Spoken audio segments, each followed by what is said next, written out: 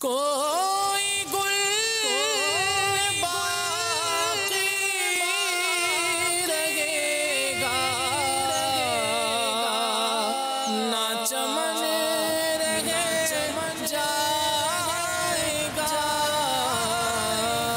پر رسول اللہ کا دین حسن رہ جائے گا۔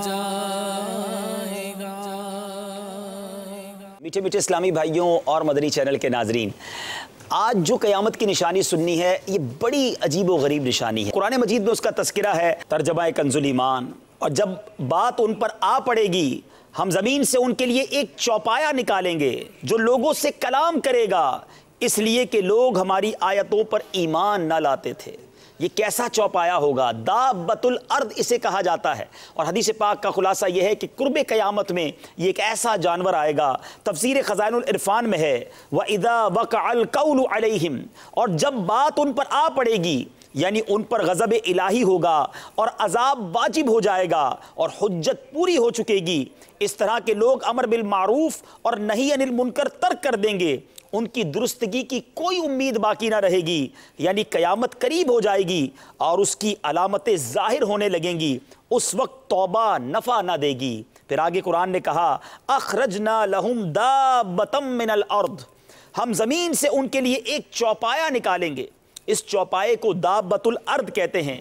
یہ عجیب شکل کا جانور ہوگا جو کوہ صفا سے برآمد ہو کر تمام شہروں میں جلد پھرے گا، فصاحت کے ساتھ کلام کرے گا، ہر شخص کی پیشانی پر ایک نشان لگائے گا، ایمانداروں کی پیشانی پر عصائے موسیٰ سے نورانی خط کھینچے گا، اور کافر کی پیشانی پر حضرت سلیمان علیہ السلام کی انگشتری سے سیاہ مہر لگا دے گا۔ یہ دابۃ الارض ہوگا کیسے؟ دکھتا کیسا ہوگا؟ حضرت ابن عباس رضی اللہ تعالیٰ عنہ سے نے فرمایا کہ اس کی گردن طویل ہوگی، جسے مشرق والا ایسے دیکھے گا جیسے مغرب والا، اتنا بڑا وہ جانور ہوگا، یعنی سب کو نظر آئے گا۔ اس کا چہرہ انسان جیسا ہوگا اور چونچ پرندے جیسی، بالوں اور اون والا ہوگا۔ وہ زور زور سے پکارے گا ان الناس کانوا بآیاتنا لا یوقنون، ترجمہ کنز الایمان، اس لیے کہ لوگ ہماری آیتوں پر ایمان نہ لاتے تھے۔ وہ مومن اور کافر پر نشان لگائے گا۔ اے میرے میٹھے اور پیارے اسلامی بھائیوں، ایک روایت میں یہ ہے کہ مومن کو مل کر اس کے چہرے پر جب نشان لگائے گا اس سے مومن کا چہرہ سفید ہو جائے گا، اور کافر کو داغ دے گا اس سے اس کا چہرہ سیاہ ہو جائے گا۔ غور کیجئے میٹھے اسلامی بھائیوں، قیامت کی کیسی کیسی نشانیاں ہیں جو آ چکی ایسا لگتا ہے، اور کچھ آنے والی ہیں، مگر کیا ہم نے کچھ قیامت کی تیاری کی ہے؟ اس نشانی سے ایک اور بات سیکھنے کو مل رہی ہے کہ ایمان کی اہمیت کتنی ہے۔ جو مومن ہوں گے دابۃ الارض، ان کے چہرے پر جب ہاتھ ملے گا تو چہرہ روشن ہو جائے گا، پیشانی پر مومن لکھا ہوا آ جائے گا، اور اس وقت جو کافر غیر مسلم ہوں گے وہ سیاہ کر دیے جائیں گے، چہرہ ان کا سیاہ ہو جائے گا۔